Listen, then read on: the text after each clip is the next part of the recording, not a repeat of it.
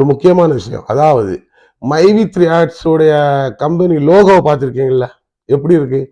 ஒரு குருவி வந்து பிபி ஊதுற மாதிரி இருக்கு. சரியா? ஓகே. இந்த லோகோ வேற எங்கேயா பார்த்துருக்கலாம் நீங்க? ஆக்சுவலி இந்த லோகோ மைவி3 ஆட்ஸ் கம்பெனியோடதே அல்ல. இந்த மைவி3 ஆட்ஸோடைய லோகோ ட்ரெண்டி டாலி அப்படின்னு சொல்லக்கூடிய மலையாள பிலிம் மேக்கிங் கம்பெனியோடைய ஒரு லோகோ. அந்த லோகோவை அப்படியே எடுத்து இவங்க போட்டு கலரை மட்டும் கொஞ்சம் அதில் வந்து மெரூன் கலராக இருக்கும், இவங்க வந்து கொஞ்சம் பச்சை கலருக்கு மாற்றி அந்த குருவி வந்து பிபி ஊதுற மாதிரி மாற்றி விட்டுருக்காங்க. என்ன கொடுமை சரவணா! ஒரு லோகோ பண்றதுல கூட இந்த அளவுக்கு மோசடி பண்ணா எப்படிப்பா அந்த கம்பெனி நம்பி நீங்க இந்த அளவுக்கு பணத்தை போட்டிருக்கீங்க?